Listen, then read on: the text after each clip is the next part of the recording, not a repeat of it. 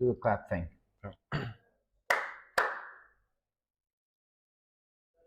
Third episode. Third episode, yeah. It's pretty What's up? crazy. Pretty fine, same old same. Same. Working, developing, making games, Breaking games. pulling my hair off. Yeah, I can see you went to barber. Psych. No, I mean the. Oh yeah, sides. the sideburns. Yeah. The sides. So I did it. Yeah. no, I went to trip. I don't know if I told you or not. I went on a trip. It was like to an archaeological sort of site, isn't it? Yeah, and I saw lots of things that I was. When you go see some stuff, I didn't realize it till I went to this trip. Like going to trips and see how was everything before us. It was an amazing kind of experience. Yeah. And it can motivate and give you new ideas about everything.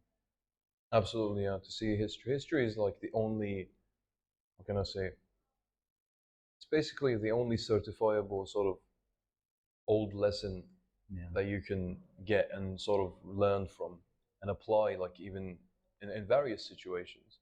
Yeah, but don't apply the Greek bathrooms because everyone sit in the same place and they shit together and there was a water that calms everything out. Yeah, no, but I mean like the bathroom was awesome. In like wars and everything, history of wars and everything. It's you can apply like basically like the strategical thinking of like leaders and like how they faced problems when they sort of one of the interesting things that I couldn't find any answer. I even asked my Sina, nah, that was like my brother. Iranian language. Shout out to Sina. So I talked to him. I was like, how do you think people used to live in this situation? It's like the things we have and the things they had is way different.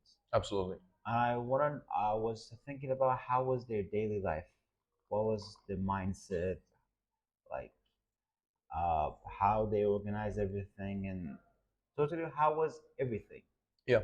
Compared to us, and I didn't find any answer because like we know how kings and like important people lived back in history, but we don't know how people live. Like, yeah.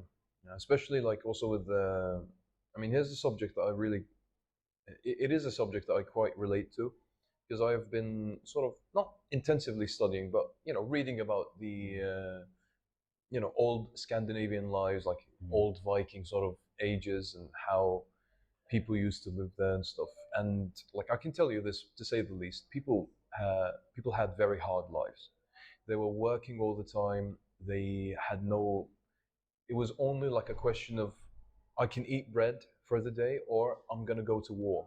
Yeah. That was it. There was nothing else. There was nothing else in their lives. No, I mean, except for the poets and like the people who wrote the sagas of like famous kings and famous warriors. They got to be sort of a little bit artistic, but for the rest of like 90% of the people, it's either like war or bread. That's it. Now Vikings were like, they were savages. They were.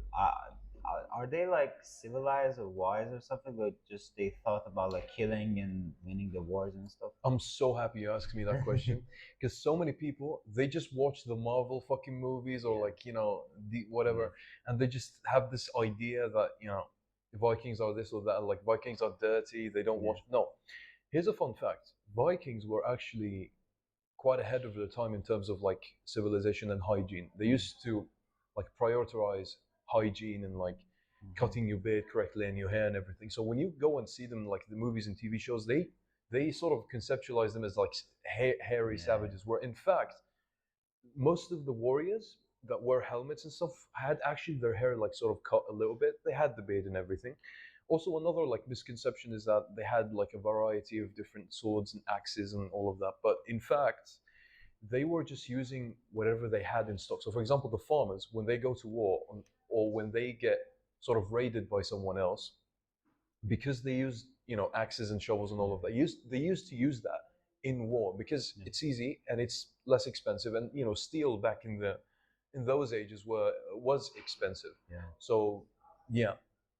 I didn't know anything about Europe history because I used to read Iranian history, and the way I see these two kind of group of people, they're way different in any case. Like Iranians used to be really peaceful. Like most of the times, if nothing happened to them, they don't like attack anything. They, like I think the longest war Iranians had was with Romans.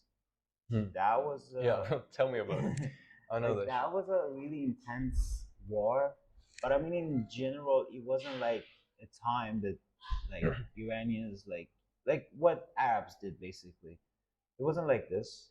I don't know. Some Arabs they said we didn't do this and stuff. It was everything was in peace and stuff. Bro, back in the fucking in the let's say like the old times of like the Arabs and everything, they used to fucking when they find out that you had a girl as a child, they just buried her Yeah, yeah, alive. You know, alive, not even slaying her. Like if they slayed her and like yeah. stabbed her somewhere, that would be Yeah, much that was better. But obviously, that doesn't change the fact that this this sort of phenomena that existed back in those days is fucked up. This doesn't change anything. But just imagine like the savagery behind it. It's like you had to go, okay, no place. We want warriors. We want men. Bury the girl. Fuck the girl. yeah. That was terrible. Like, but in Iran So it was terrible. opposite. Opposite. Like in Iran, they really value the woman, and like even back in the day, like the first emperor of Iran was Hahamaneshan. Even they had pregnancy like salary, and a woman if she was pregnant, she could like she could she doesn't have to work for 9 months to 1 year something like And they that. used to give us salary. Yeah. Wow, that's interesting. Especially on them emperor, like even By the way, that's really rare, like to exist in those times. yeah, Nobody did that like shit. Iranians were wise. They didn't like uh really do stupid stuff Yeah. most of the time.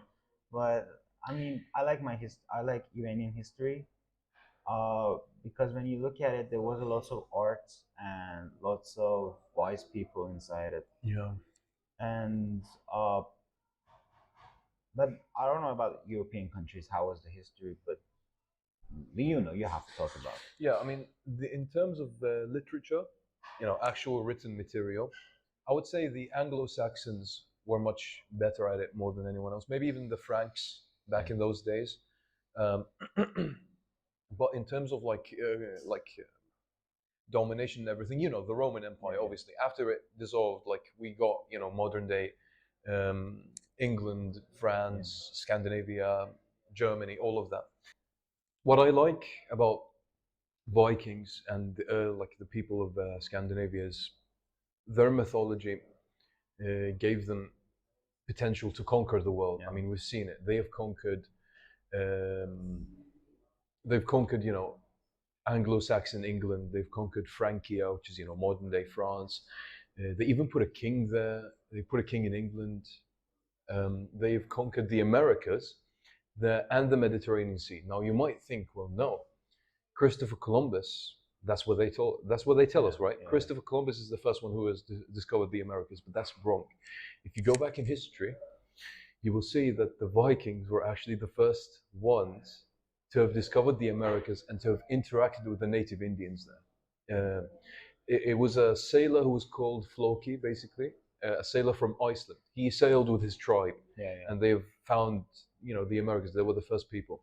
And you know what they were? What did they call it?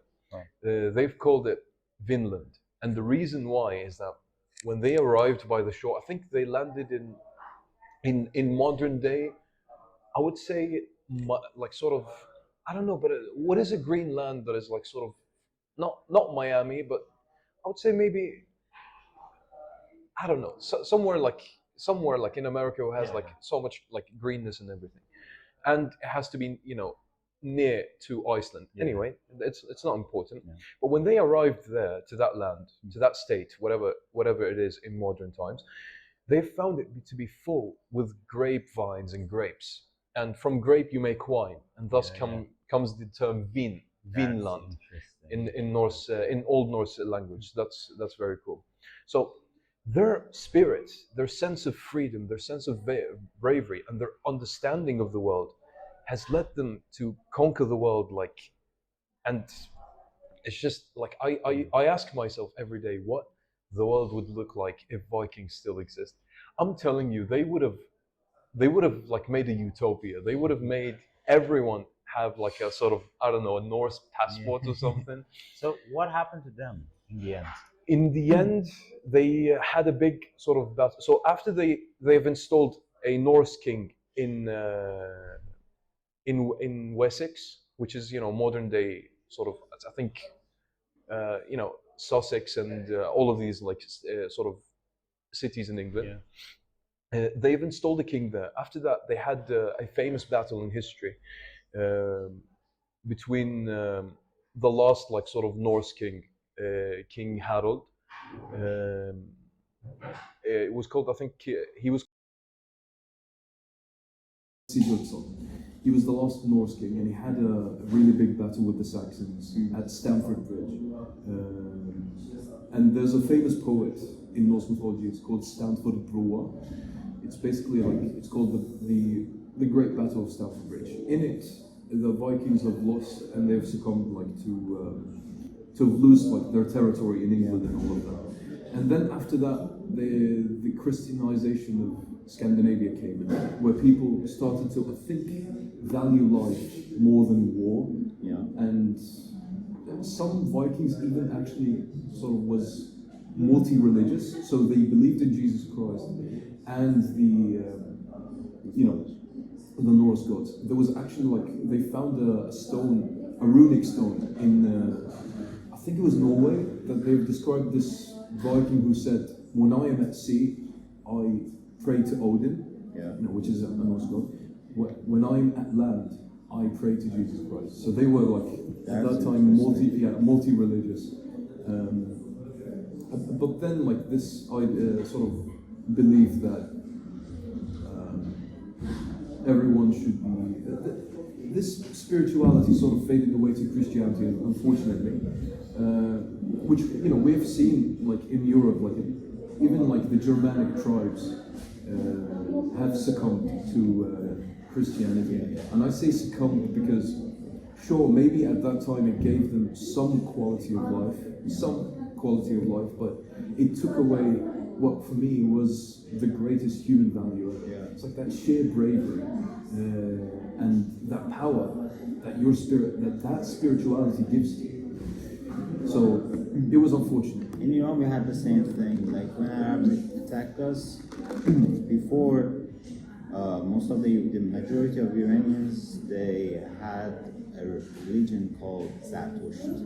I've heard about it. Yeah.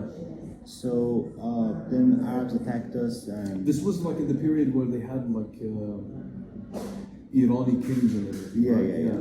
So like the history of Iran is two parts basically: before Islam and after Islam. And before Islam, we had three emperors. The name was Hachamaneshian, Ashkanian, and Sasanian. Sasanian was the last one. Then they didn't like change the religion to Islam, so they attacked them. But there's a whole other history. Like they say, I heard it recently that they didn't attack us for no reason. They sent us a messenger to Iran, and the king killed the messenger. So that thing started the whole war between Iranians and Arabs won. But then, like, the start when we became Shia was way after this. We had an emperor named Safaviya. Originally they were Turks, but they made people to be Shia, and the whole Shia thing started from that time. Yeah, I like. So, approximately, what year is this? What year? When the Shia started. Let me search. I have no idea because it's a long time.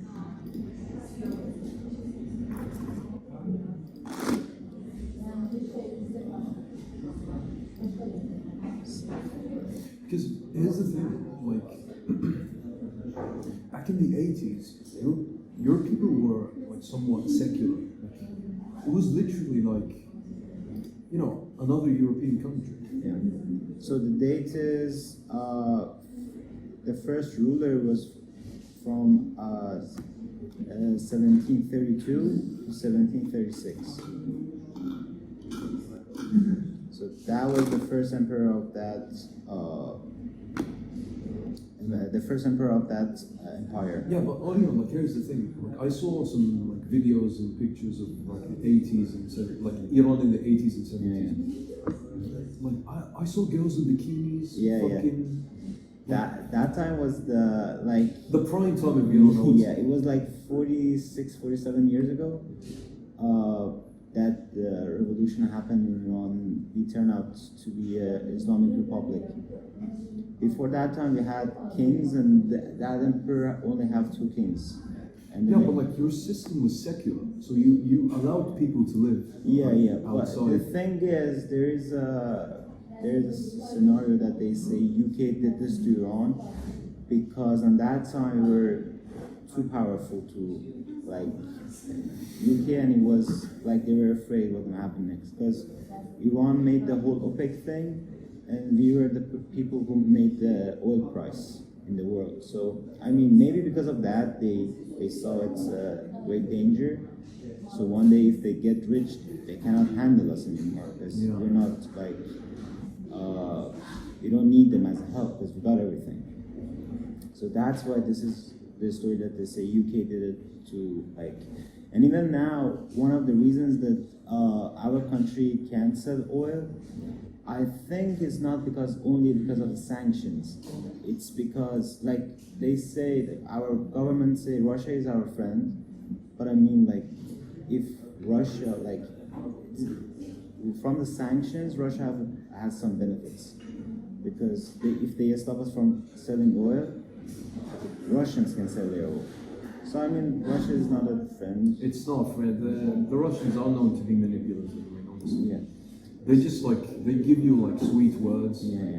and fail like sort of empty promises, and then when the shit hits the fan, it hits hard.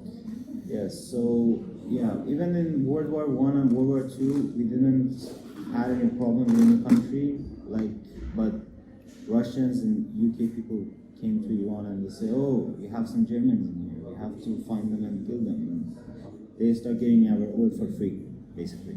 Getting your what? Oil. Oil. Yeah. That's so ironic. Like the Brits and like the French have really good history of like stealing and like lying.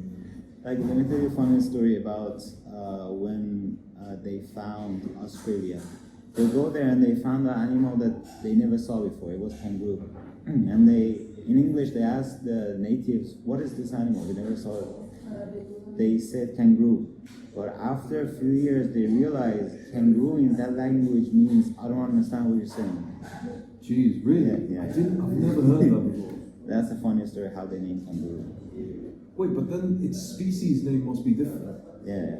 The kangaroo itself. Yeah, in native, back in the day, the native one was different, but they say kangaroo because they didn't understand. I actually don't know this. Who are the native people who were first occupied Australia? Australia? You mean the people who occupied it, or No. The native people who came first. Were they Africans? No, I don't think so. Because you see, these people from New Zealand, they have tattoos. I think those people are. So basically, some tribe of gypsies, maybe. That would be native. That's very interesting.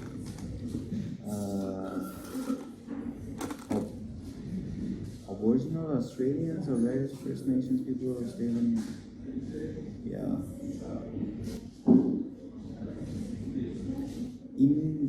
I cannot pronounce it. Indigenous Australians. So they're basically like gypsy Australians. So Where did they originate from, I wonder?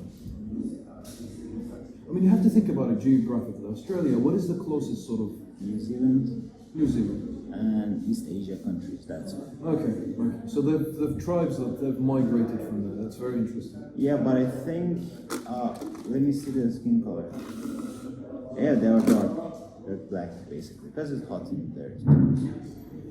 Yeah. But, I don't know. I thought that Mujtaba would punch me. Yeah, we have a guest coming up, so. Yeah, the guest is Mujtaba. He can just join. We're not gonna like Yeah. cut it or anything. He can just join. Like we put his camera and then we're just gonna figure it out. But anyway, like, as I was saying, history is an endless database of lessons. Like you could even get lessons from within lessons. It's crazy. But did we learn anything from it? I mean, here's the problem. Like, no matter like how hard we try, but like, it only, how can I say? It's only effective when you apply it. Like when you're in a shit situation and you want to like make a strategy. This is where history comes. Like, for example, whenever we get like into wars, it's always a good idea to look at history and to see like what's happening. I think that's a good practice. Like, but more than that, like what scares me is like what we might have lost like in burnt libraries and so on. Because think about it, whenever like raids happen in a country or like in a village or something, think of like, because people used to pillage everything, set everything on fire, kill people. Like think of what could have been lost due to wars, like in terms of knowledge and We had books. this in Iran, when Mongols attacked Iran, they burned every library that they had. Think about like what you guys might have had, like what sort of technology you've been maybe developing. I don't know. Yeah, like the main problem was now, like we have a kind of poem. His name is Ferdowsi. We don't have his original books. We just have some kind of younger Snippets. version of but they're not sure if it's the real thing or not. They say it might happen when Mongols attack Iran, but they're not sure. But they're trying to find the original from the copies that we got. So this Ferdowsi guy, what is he, like a mathematician? No, he was a Polymath? no, he was a poet. Poet? Yeah. But it was kind of the book had 3 parts. One part was about history, one part about mythology, and actually I like the mythology. So it's not about gods and stuff. It's about some people that used to live in Iran. That some stories they might say it was real, but they don't. Legendary stories. Yeah, legendary like stories. slaying dragons Yeah. or something like that. Yeah. Exactly. I don't know. Do you have div in Arabic? Div, like Div? In what was the name in English? What was Shrek? Trick? Shrek. Ogre. Ogre. The thing was in that Well, book. we say ghoul. Ul. Ul for us is a giant kind of thing.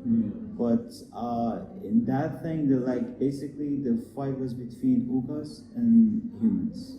Yeah, it was. That's basically like monster versus but like It was a fun story to read. Like that's cool. Yeah. I love like legends and like mythical like stories. I love it. I think 2 legends in Iran. They're really famous and everyone knows about it. It's one of them is Rustam. And the other one is Arash Kamangir. I've heard of the legend of Rustam. Yeah. I've heard about it. I haven't read it, but Yeah, but when you look at what we could have lost, because the other thing is, I told you about Ashkanian. We don't have any kind of book from Ashkanian. Like, we have some few books, but it's not a lot. But they know that they were writers and stuff, but we got nothing from that area. this sort of lost knowledge is also like what makes me believe that, for example, Atlantis was real. I mean, look at the fucking Amazon forest. Like how there is some hidden architecture like beneath the tons and tons of sort of soil and rivers and everything. So, and like look at the Aztecs, for example, the Aztec people of Nepal back in the days, and obviously like the pyramids. They're all evidence that there was like a fucking alternate like sort of universe with possibilities and like how can I say and technology that these people had. And I honestly it's so sad to me. Like think about it, like an entire like era of technology lost to time. Like what would have happened if we actually preserved it somehow? I mean, that was probably the reason that maybe we once got extinct and now we're here again. That's also a good argument. Yeah. That's also good. Maybe like a different kind of humans existed before like the pyramids. Because when they see Egyptian, like in Egypt, when they see pyramids and stuff, there are some kind of clues that there was something even before Egyptians that they used to live there. Maybe there was a different species Yeah, alongside humans, like I don't know, four-armed like ogres or something. Maybe because Jeez. you know Abul Hol. I've heard that name before. Yeah, in Egypt there is a big statue. Abul Hol, yeah. Like if you see the pictures, the head is smaller than the whole body. It doesn't like. So this means that they fit it like that. I mean, So they changed. say they curve it again to look like Pharaoh. And we talked about this, I think. Yeah, So basically, this argument says that the Egyptians just came by these like stuff and they just made some adjustments. That could be the case. That could be the case. But I mean, like from history, I don't think humans learn the important stuff. Because before, like they had wars and stuff, and now we are intelligent, and we are much smarter than. And we're still like in war. I mean, the thing is, there is some like behavior that I feel could be changed, and there's other behaviors that I feel like they're embedded with our DNA. Like for example, think about the sort of aggressive behavior, the feel or the need to conquer or like to have ownership of something. I feel like this is something that is never going to be changed, and it's that is never going to change in us because it's literally in our fucking DNA from the early like stages of humanity, 20,000 years ago.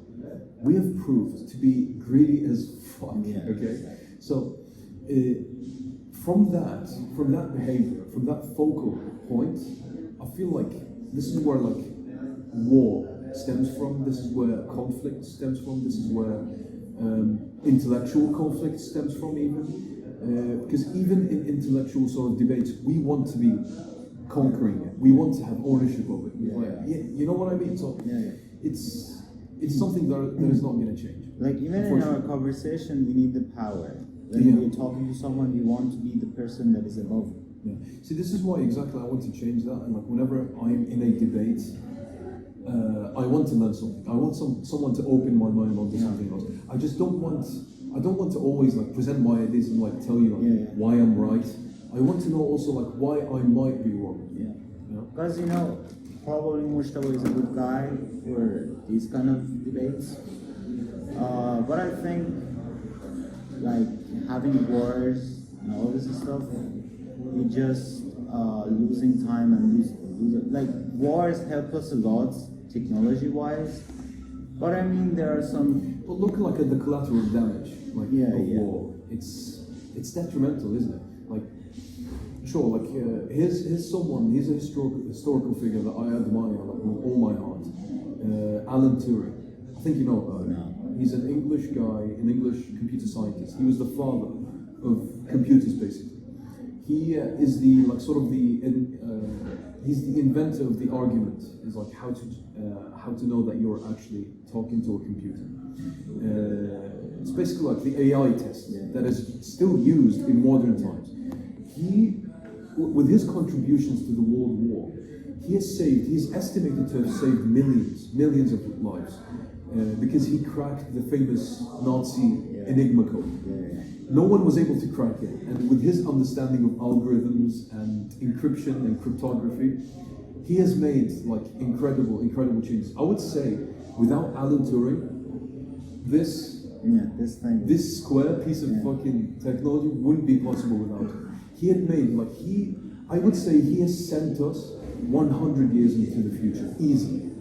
No one believed in him, and what the saddest part about all of this, he was homosexual in a time where homosexuality was forbidden, and it's just so sad. You know what happened to him? Like, had he stayed like a little bit longer, and had he made like so much more discoveries, I would say we would be like in a different time. Because that guy was thinking on a different level. They killed him with a sort of cyanide tinted apple because he was homosexual. It's so saddening. Like I genuinely want to cry right now because like without Alan Turing, we would be nowhere. Nowhere.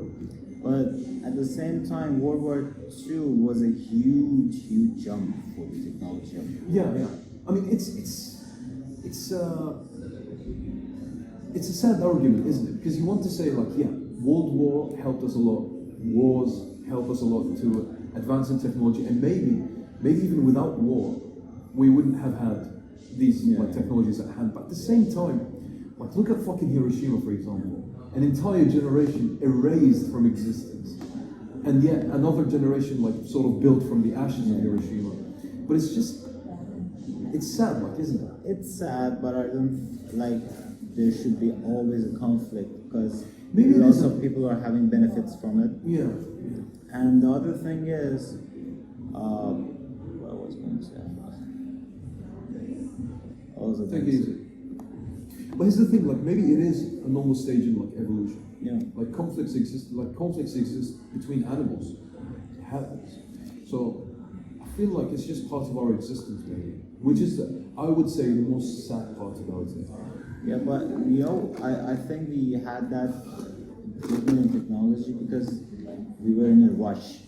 If we don't get it, Germans will get it faster. If Germany doesn't get it faster, USA will get it faster. Yeah. You know, they were in this rush to be more powerful, so Absolutely. we made this whole thing. Dude, the arms race in World War I was crazy. Everyone was. Like, even if it was 1% above the other one, it counts. It counts. Think of the Americans, like, when they made the Little Boy and Big Boy, like, what was it, Big Brother? I can't remember. Like, these, like, 2 atomic bombs. They were, and, you know, when Einstein came to the help, you know, and got that. I think you watched that, like, sort of, or you've heard about that, like, in the city. It's very, very ironic. I think the invention of, like, the atomic bomb was the reason why, or, like, America succeeding in developing a more effective atomic bomb was the main reasons why I think the Nazi army of Germany decided to, you know, fuck Hitler off. I feel like. So we're gonna be back in a few. Yeah, we're just gonna set up the camera for our guest here, is alright? So, yeah, we're gonna see. Mujtaba. Muji. I didn't have breakfast, bro. Get some coffee. I didn't get some sandwich or something. So maybe. Give me your phone before you go.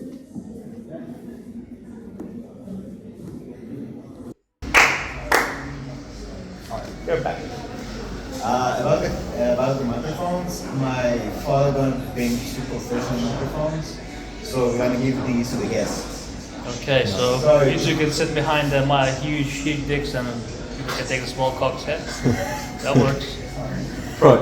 So, ladies and gents, so this is Mujtaba is our first guest to the podcast. Welcome to the Reasonable Show. Welcome to the Reasonable Show. Reasonable, man. What a time to be alive. Thank you, glad to be here. So, last episode we talked about a thing. I think it's gonna be good to start.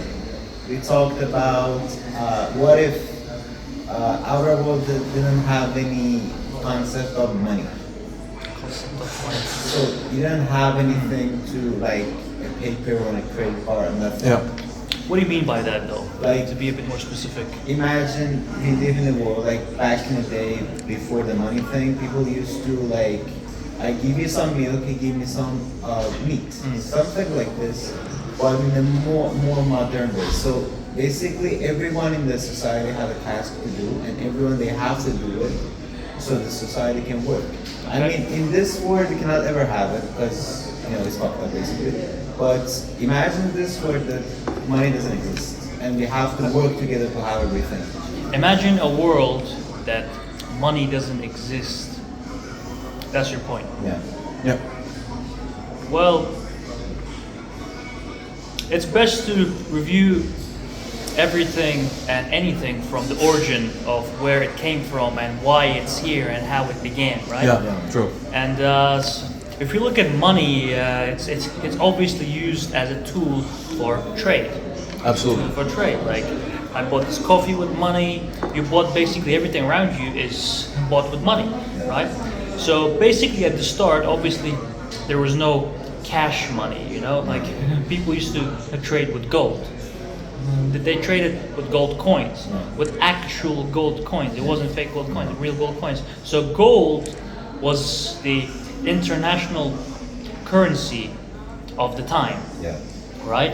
And when back then the population was much more smaller too, so there was enough gold to go around. So it wasn't just like 'cause right now, if you try to apply gold in today's circumstances, that would be damn near impossible. There's way 'Cause- too much money and way too much because the population. banks have some sort of a monopoly over gold Exactly, these days. exactly. So much monopoly. I mean, that's one of the reasons we have banks. So, like, before you have to carry your own gold. If you want to go to another country, you have to carry your own Just gold. imagine like running in the desert with like a sack of gold, like it's So like now you give Gold is heavy too. it is. Gold it is heavy as fuck. Yeah, it's- you have banks to give like the gold. I don't know, in Istanbul to a bank. They say give my gold, and the bank told you like, okay, go get your gold in England, for example. So that's basically the concept of banking. It is. Yeah. So what do you think about this word that nothing? We just have to work together. Well, the people above, obviously, it's not clean. Yeah. It's not clean. That's isn't, way no. too obvious. Like any normal, average human being living in this century would know that it's not clean up there, right? For example, the reserve gold may be a certain amount, but the produced money is a complete different amount. Absolutely. Right? Like yeah, that's yeah. mostly because if you look at the policies and the rules indicate that your cash, your money, your country's economy needs to be based from the amount of gold Gold that that you it possess. yeah, absolutely. Right? Yeah. Some big boss countries like Russia and America and China, these guys actually do have the gold. Like it's not that they don't, but even these countries with the amount of gold that they possess, they still overproduce the cash. That is why inflation is caused. Inflation is caused when mass stacks of dollar bills or different type of cash is produced without the backup gold. Absolutely. Therefore, making the cash less valuable, right? Because you cannot have money from nothing. Exactly. You cannot have money from nothing. That's how it works. Otherwise, you're going to have consequences. Exactly. So AKA basically- inflation. Yeah. Like inflation is basically money being stretched, right? Like the value being stretched. Basically, money without support. Money without support. maintain like, that. exactly. Yeah. I mean, it has support, but it's just very stretched. Yeah, For example, you have one bar of gold for $10 million, right? Like they changed that one bar of gold to $12 million. See, that is stretched. Obviously, the people up top, they won't feel it as much as the people below. People below will feel it real hard. Like Absolutely. They can print money whenever they want. they not just people above, but even people in the middle classes won't feel as much.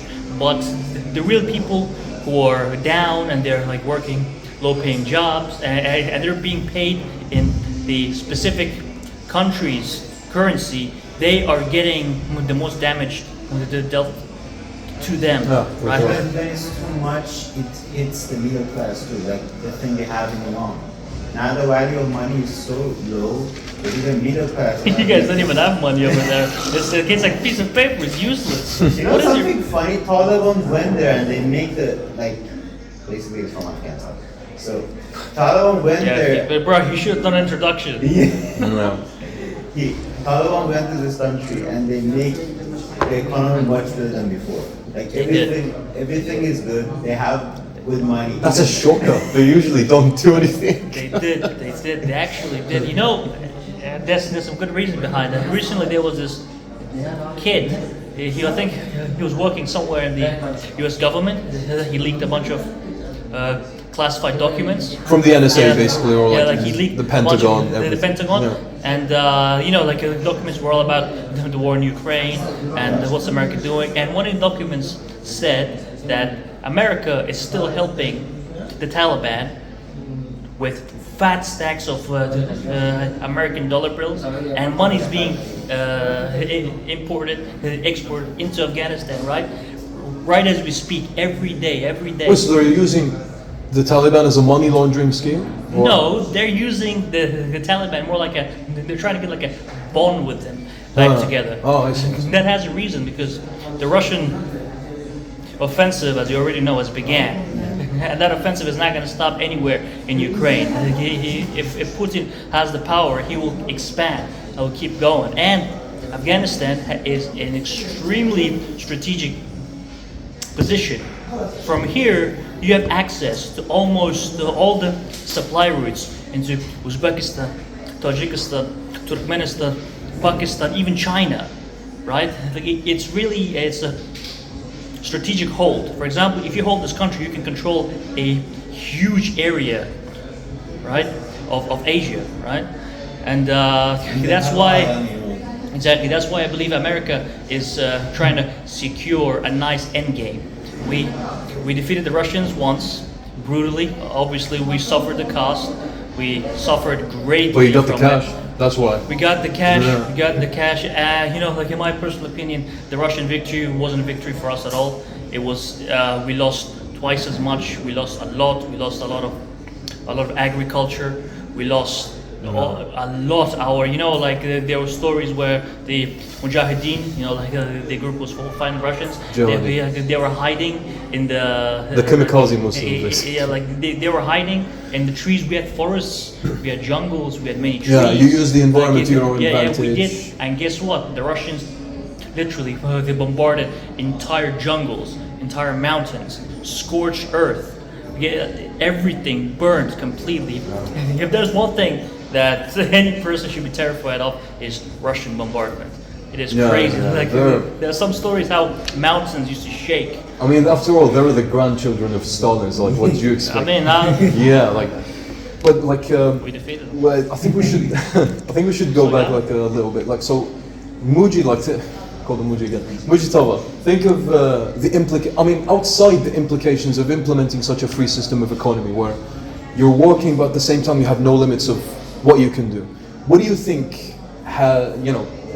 Does that have any consequence, or does it have a like sort of good consequence to the modern society? What do you think about it? I mean, we're not saying it can happen. Yeah. We're basically asking what if. That's it. So what do you think about it? All in all. Well, the whole inflation, the reason why it's happening, most people who don't know, they confuse most of it. They go like, there's a huge population, people are rising, we need more money, blah, blah, blah. We need money for agriculture, we need money for this, we need money for that. But the truth really is that people need money for war. Money is needed for warfare, and warfare costs millions of dollars. Like, Absolutely. People think Elon Musk is the richest man on the planet. You know what I think? The richest men on the planet are gun runners. They're people who make weapons. People who produce weapons. They're the companies, who made the M1 Abrams tank, or like companies who make tanks and weaponry. They are the richest men on the planet, without a doubt. And the war costs a lot of money, right? You are building, right? Like each army, each brigade, each battalion, it costs millions of dollars. Think of the U.S. Army, for example. Like it has so much monetary value. Like it does. Think about it.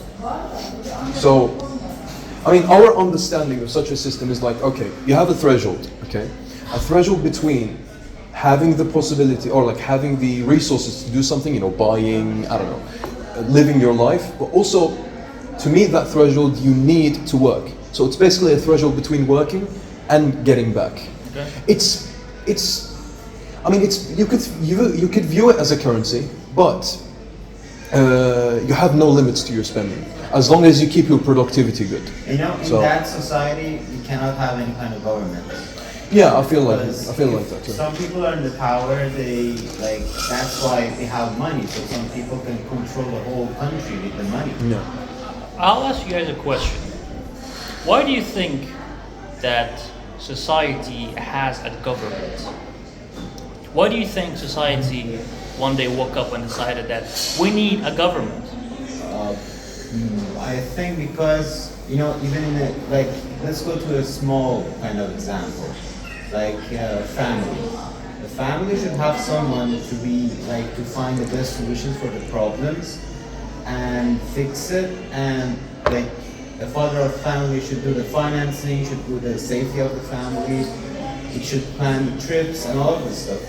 But this is the perfect version of why we need government. But in real life, it's not like this. We need some people to organize this stuff in a huge amount of people, in a huge amount of area. But frankly, we don't have it. It's just a dream that we have this idea to make it, but we lost the way, kind of thing. Here's the thing. What do you think, Kareem? Yeah, from my understanding, basically a high order was meant to sort of like sort out chaos that exists in society. Just think about it. Because if there was no order, like if there was no, like, to a reasonable extent, no order, no sort of rules, it would be like the fucking Purge movie, a live action fucking like Purge movie where everyone You would be just, surprised, yeah. yeah, like so. But here's the thing: these officials, they have forgotten, or sort of, they've forgotten, like sort of purposefully, they have forgotten their duty. They've forgotten that they are here to serve, not to steal, not to manipulate.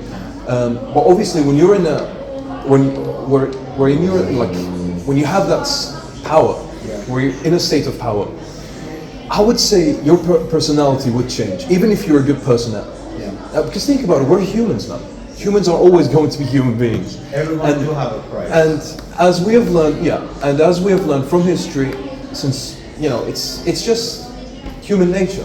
Human nature will always take over. When you're a state of power, when you're in a state of power, you will become corrupt.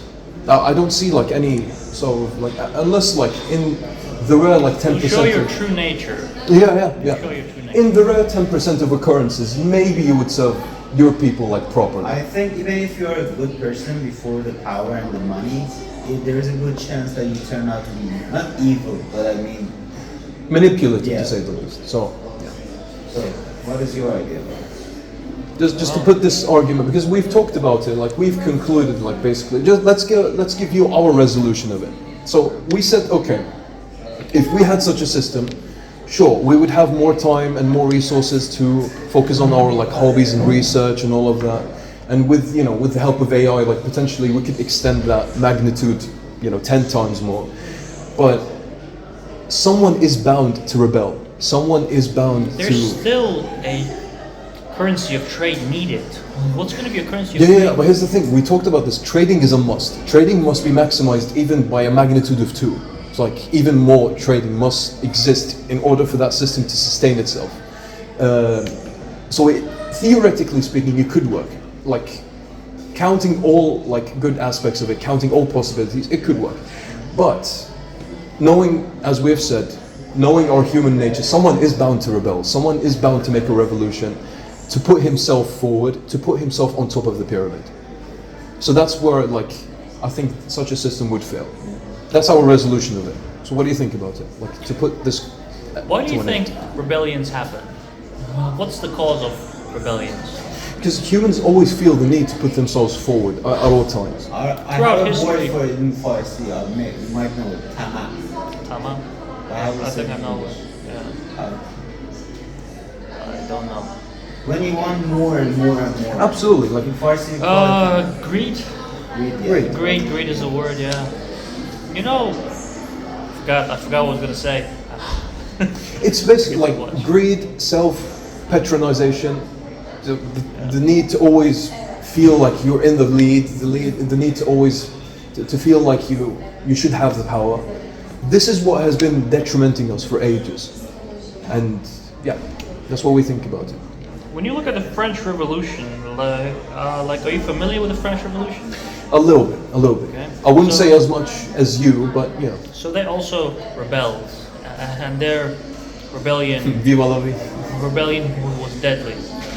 A Yeah. lot of people died, and a lot of people just kept on clashing with each other for like a long period of time. And what do you think was the reason behind it? Do you think the reason was because a man wanted more power than the government? No, I think it was because like some people had everything and other people had nothing. Had nothing, yeah. Poverty. Exactly. The protests happening in Iran. What do you think was that? Do you think that was caused because someone wanted power? The thing that outside, like other countries showing it, they say it's because of hijab and mandatory kind of. It's oppression. It was because of oppression. That's an entirely like. But the main idea was every day people are getting poorer, and some families they cannot even buy bread. Yeah. The main problem was the economy. Yeah. It wasn't hijab or anything like this, but they made it in a way that everyone in the world think we are fighting for hijab. No, And they think Iran is a rich country, so people inside Iran is rich. It's not like this. People are poor, and all of that because the same thing happened in French. Some people, they have everything, and others, they have nothing. Yeah. I mean, here's the thing. Not every rebellion is not justified. Some of them are extremely justified, like what happened in Iran, like what happened in Ukraine, like what happened in, France and everything. Okay. But Okay, so name me rebellion that's not justified. not justified. When you think about it, it's pretty difficult. Maybe that's war, false. maybe world wars. World wars are not rebellions, bro. No, it's like forced rebellion. Yeah, it's it's like like- rebellion that you need to do, or else you will be fucking dead. Someone has started It's it. a survival. Yeah. Someone has started in the beginning. Yeah, Hitler did. So why? Second one, Hitler did. Why? Like someone in the thing wants more of something for some reason. Yeah.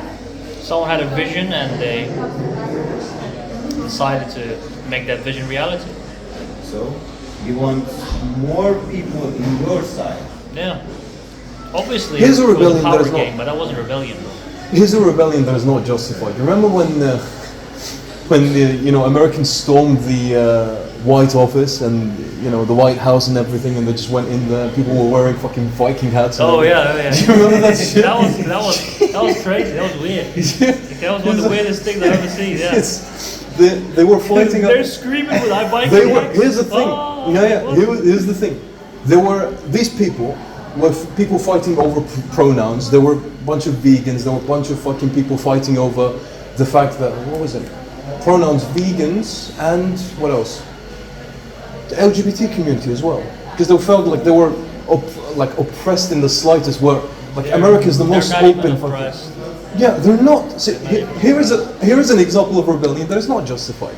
Because when some level of order, I mean, sure, in every country there is going to be dirty business. There's going to be dirty business at the top, but to some level, I mean, I feel like America was still like some sort of level in terms of like sort of rules and oppression and everything. But the people there are fucked. So Now I just learned what's the meaning of rebellion. You just learned the meaning of rebellion. I told you, like you're giving me examples of Hitler. I was like, No, I don't know what now. In Farsi is Shuresh. okay, Shuresh, exactly. Yeah. So basically, let me give you a English explanation, right? For example, you are under a occupied rule, right? And that rule isn't according to your favor, Yeah. right? So you rebel. So now I have this question. Shuresh. What it, like from different sides, some people like in the government usually they say it is a rebel, but some in the people they see it as Rebels. what they need. Yeah. Like it's different. Like Rebellion is needed, yeah. rebellion is like what government see it, but people see it as a revolution. yeah, So it depends on which side you're looking at. yeah. Oh yeah. The perspective games is king. It's king. Even in reality, like if you look at the concept of reality in general, from which angle you see something indicates a completely different picture. Absolutely. Right? A completely different picture. Yeah. So Well, let's backtrack a little bit. So what I am saying, such a free economic system would fail because of not justified rebellion, not justified. Okay. So it's people going, because we see them all the time. People going out of their way, throwing whatever baseless reasons in order to get what they want. Because there's even in the 1%, they want to be at the top. From the bottom, they look at the top like it's their fucking purpose, man. So that's why I would say, in the long term, such a fucking sort of system would fail at the end. You think it would fail, or it would be a good idea to think about it? what? The whole system without money. System without money would fail most likely. Fail? Would fail most likely. I think- Unless you have people who enforce the rules good, right? I mean, not in this way. It doesn't work. I mean, right now, if you just change automatically, obviously it's a complete disaster. That would never work. But let's say in a outer dimension, in different reality, It could work. It could work. But If it started from the root, you From know? the root, yeah, because if you bring something completely new and try to shove it in this society, it's a disaster. But they're doing it- It never could be work. our demise. you know? It'll never Yeah, work. yeah. But the government is shoving everything by force every day, and we accept it. Well, because they managed to put themselves in a position like that. Once again, it depends on the perspective, right? Because you see, when government does something, right, it doesn't affect the whole nation. It affects the majority. For example, what's bad for you is actually good for someone Good else. for someone else, because equilibrium basically. Should we find a balance? Because most of the times it's like 80 to 20. Why it's not 50-50? Usually it is 50-50, but the people who are in the 20 side, they over-exaggerate a lot. So this is the media thing.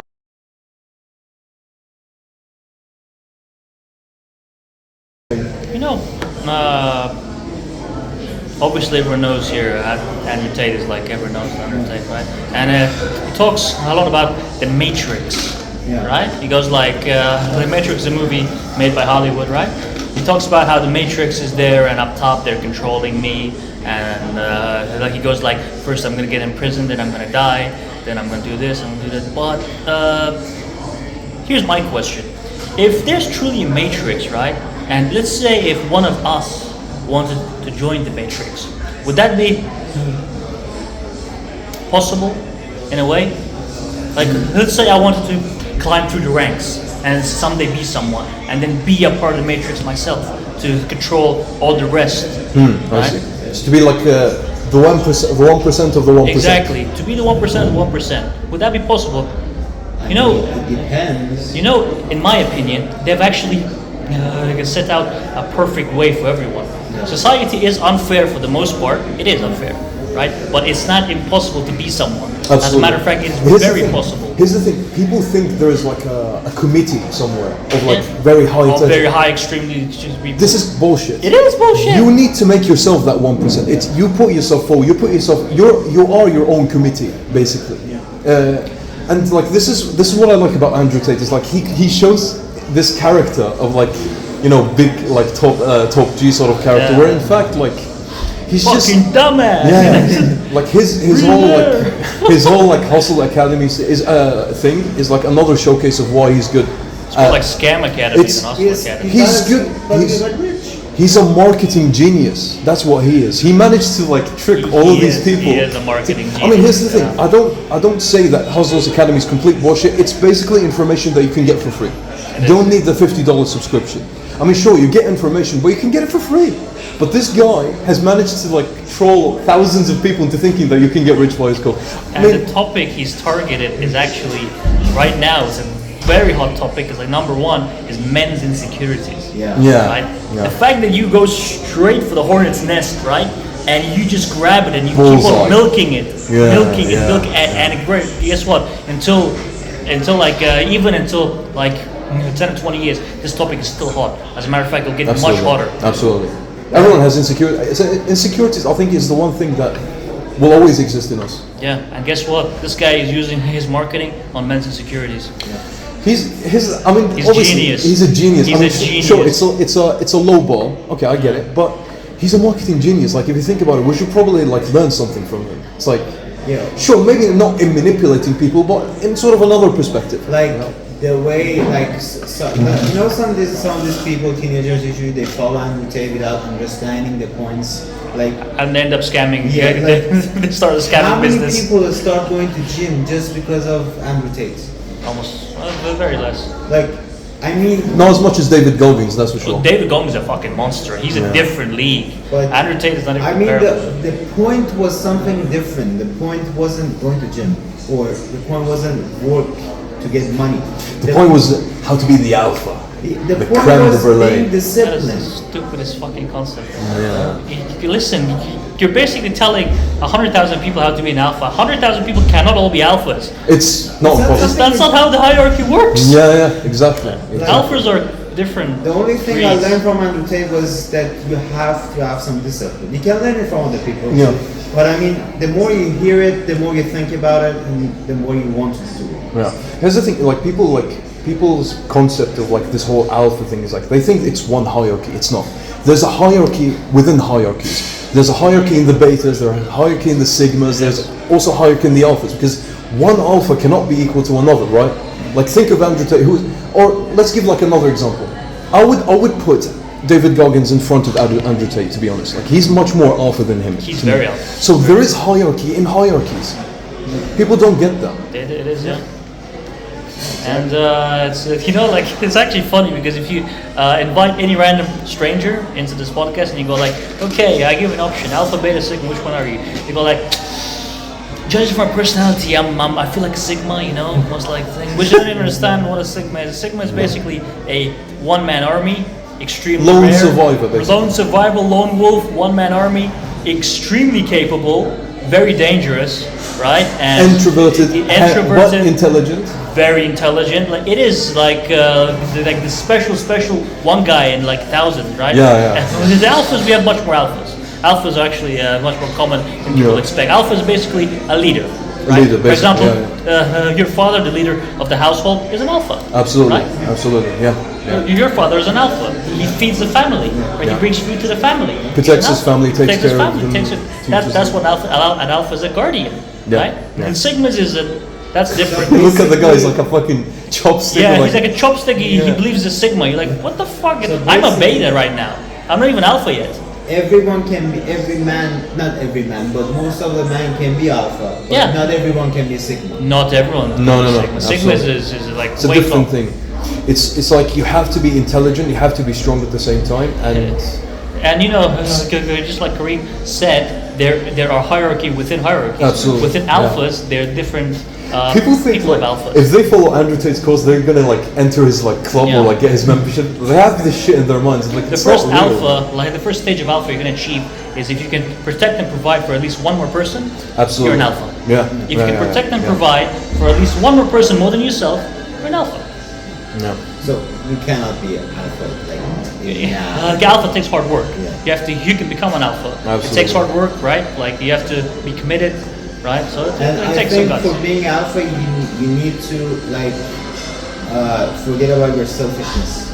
Obviously, like the alphas cannot be. I mean, they can be selfish, but they have like the whole topic of protect and provide, right? Yeah. So you have to protect and provide for someone else more than yourself. That's what makes you an alpha. I mean, like a father in a family, he forgot what he needs. Like he forgot about buying a new clothes for his son or daughter to buy new clothes. You know what I mean? The selfishness is kind of gone. Because now it thinks, okay, I have something more important than me. Obviously, you're a leader. When you're an alpha, people look up to you. Yeah. They look up to you. For example, right now I'm a beta because I'm using my father's money. I'm studying my father's money. Right now, my father is the alpha of the family. Like I'm not an alpha yet. Maybe, inshallah, in like a few years, I will be the alpha of myself. Yeah, right? all of us. Yeah, I mean, here's the thing. Me too. Like I work. I get my own money. I've never took money from my parents in a while, but they still pay my tuition fees. So we're still technically betas. speaking, we're still betas within the hierarchy of betas, right? So, one question. What is the first step for being in the progress to be a better man? To be a better man. Like being to become an alpha or a sigma, if you can. Okay, so there is a whole concept behind this. There is a concept of the triangle, right? If there's any based Muslims in here, they're gonna be like, triangle. That's the single Illuminati. That's the single thing. Haram, right? Like I'm gonna get canceled, right? But the triangle is each edge represents a complete different section of human improvement and human upgrades. The left edge being the body, the right edge mentality, being the mind, and the top edge being the soul, right? If you are looking for improvements, you must target these three sections. You need to put the circle in the middle, for example, where everyone gets its own Exactly. share. You need to draw a line closest to one. All three of them must be underworked. First of all, your body. Second, your mind. Second, your soul. Right? Okay, so how do you target it? Your body, work out. Do a sport. Work on your physical and mental, like sort of stability. like your health. Yeah. Focus on your health. Yeah. Eat the right shit, but don't eat too much food, right? Eat healthy stuff. And your mind, Read. Your mind, you read books. Your mind is basically the ability to calculate stuff, right? What's up, bro? How you doing? What's up? What the fuck, you're here, man. How are you guys? You just came back, I guess. Like 3-4 days, 5 days ago. You want to be inside the podcast? What podcast? Now we're a podcast. Now it's a podcast. Should we take a break or? Yeah, you want to take a break? Sure. Yeah. Stop recording it. What is that? Cigarette out of nowhere. Magic. Oh, magic. Post-production editing magic. So we're talking about how a person could climb the ranks of beta and alpha, you know, and keep going. And I was explaining the triangle of improvement, right? How there is a triangle, right? A Muslim guy like that would be like, oh, Illuminati, we're gonna go to hell, right? So the triangle, the left side is the body, right side is the mind, and the top and the king of both, right, is the soul, right? And each of these three different sections has their own methods and ways of improvement, and they are intertwined. They're linked to each other. Absolutely. If you improve one, the other two is also affected heavily, right? It's not just like a completely different section. If you work on your body, it will work on your soul, Absolutely. and it will work on your I mind. do believe If that. you work on But your here's the mind, thing, how same do you, thing. What are you so like implying when you say soul? Soul. Okay, here we go. So most people think that Motivational speak. most people think that maturity is mind. It is not mind. Maturity is soul. Wisdom is soul. It is not mind. Your mind is the ability to calculate things. It's the ability to think. It's the ability to find ideas. It's the ability to know what's 2 + 2, right? No. That is the mind. But wisdom and who you are as a person, patience, right? Respect, and all the rest is included in the mind, in the soul. How calm you are as a person, right? What kind of energy you give out is in your soul. It is not your mind. You could be the smartest man on the planet and still be a complete asshole, right? Like, it's not linked. Yeah, I can that's give true. a good reference for this if you don't understand what he's actually Or you can talking. be a complete wise guy, but at the same time be a complete dumbass. Yeah. If you want to really understand what Mujtaba is talking about, you should watch the episode that David Goggins in Joe Rogan's. Yeah. Oh, yeah. He talks about it That's a lot, great. and he That's goes. great. One of my favorites actually, that one. Yeah. You know what inspires me? Like David Goggins is actually a role model of mine. Like I've read his book. Oh no, you I'm went crazy when he I'm shared a your big story fan. on He Instagram. mentioned me in the story. Yeah. He mentioned went me in the crazy. story. I was Yeah, crazy, bro. I was like, fuck yeah, let's go, right? This guy stay hard, right? And what amazes me about this guy is the fact that he charges fear head on. For example, he goes like, you know what? In the next hour, I have to be somewhere. In the next hour, I have to finish a presentation. I have to finish an essay, right? And then his mind goes like, he calls it the inner bitch. He goes like, my inner bitch tells me, oh, I'm not uncomfortable. But he goes like, you need to fuck that inner bitch. You need to suppress it and go do what you want, right? So He basically, charges fear head on. whatever It's amazing. Basically, whatever your inner bitch says, do the opposite. Do the opposite, right? Like he goes like, real got the inner bitch, right? It's basically doing something because you have to, Because you not have because to, you not want because you want to. Like, you know, he talks a lot about motivation. He goes like, motivation is not important. Like, whether you feel like it or not feel like it, do the fucking job. Do the job. Finish it, right? I have a good saying about this. Motivation, people misconceptualize motivation quite a lot these days. They think it's a force that takes you, where in fact... It does not. Where It in does fact, where in fact it's a light, it's a flame that lights up the fuse. It does. The continuity of the fuse is up to you. That's it. You know, like, it's like there is a common misconception among a lot of people. They think that motivation it has to be there at the start. Yeah.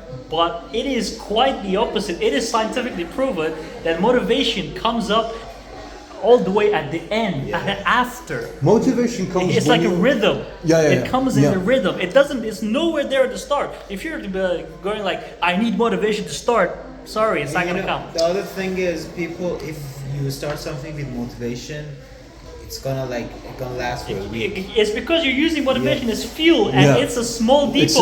It's a small flame It's that a- lights up the fuse. It's a small That's resource. it. Basically, it's You like can't use it forever. rush of the dopamine. Like you're happy for a while, you want to do everything. Oh, I highly suggest Dr.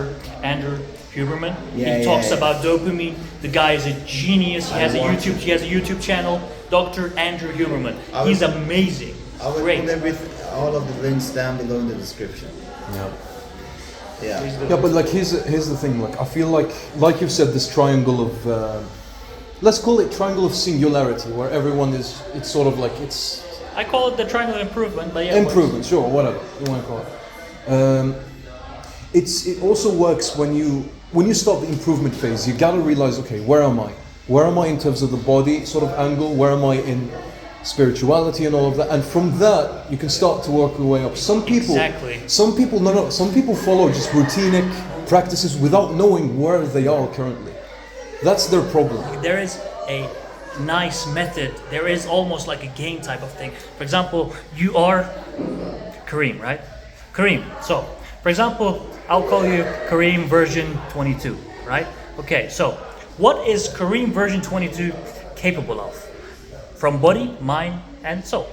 I'll say from the soul, he is respectful, he is calm, he's patient, he's wise, right? I'll say from his mind, he knows computer engineering, he knows this, he knows that. From his body, he's built, he's strong, blah, blah, blah. So, for Kareem version 22, this is it. Okay, now we are looking forward to Kareem version 23, right? Now, what is he capable of in there? There has to be at least one improvement 1% in each improvement. section. Yes. One improvement Otherwise, in each section you're going of this back. section. Exactly. Yeah. That's how you improve. You upgrade. It's Yeah. almost like a video game, And right? some New peop- skills, new abilities. Yeah. It baffles me. Some people don't make this observation in themselves because they're scared to look at themselves with a microscope. fear. Yeah. You have to inspect yourself with a fuck. That You is have to fear. look at it. Yeah. You have to look at it with a microscope. It is the first step of this entire improvement game is to sit down and accept your weaknesses and your strengths. Absolutely. If you have a flaw, right? If you have something that's holding you back, the flaws hold people back. Look in the mirror, and if you're a bitch, look in the mirror and say, "I'm a fucking bitch." Just say it. You're not saying it to Yeah. anyone else. Yeah. Say it to yourself. If you're not calm within inside, and there's something below constantly fucking bothering you, you need to eliminate that, right? Like Dave Absolutely. Goggins, once again, great figure about this. Yeah. I think we should implement that more in our lives. I mean, I started sort of realizing this about myself is like I don't punish myself quite enough. Like I don't sort of criticize myself because here's the thing: there is good criticism, like good actual valid self-criticism, and there's bad ones. Ones where you over-criticize and sort of discourage yourself. Yeah. But good criticism is one is built on facts. It's like someone who's fat and looks himself in the mirror and says he's fit. That's bad Bad criticism. No, that's bad. lying to yourself. Yeah. That's not Yeah. criticism. That's straight up lies. I think that like for me personally, every morning I wake up, I'm like, today I have to do at least one thing done. Exactly. Because I It's know. holding yourself Yeah. accountable. Yeah. Because Yeah. if I do, like every time I don't do anything, like improving or doesn't do anything in a day, my mind is fucked up. I'm like, I gotta do something. Yeah. Why I didn't do anything? The whole night you were like, I'm a fucking loser. I didn't do anything. Yeah. Tomorrow I have to do it twice. Exactly. So Yeah. that's how personal. Exactly. That's the routine and the steps you're taking is a road to being an alpha. Slowly you will be an alpha. It's a road. It's a road to you gotta do something to be there. There you go. Yeah. So I think this is for episode 4, episode 3, basically. Lost counting, right? Yeah. I lost counting after such fucking hours. But as a closing note, I think what we have gained from this discussion, like starting from history, like our discussion, then when Muji came and we talked about the economy, it's like people need to criticize themselves in a reasonable manner. They need to also look into history and learn from the various lessons that they could learn and sort of relate themselves to. And people should always be curious and just always asking questions. And this is, I think, like our message for the people, like as a whole. Like never to be afraid to ask. I think. Yeah. So, bye bye. Peace.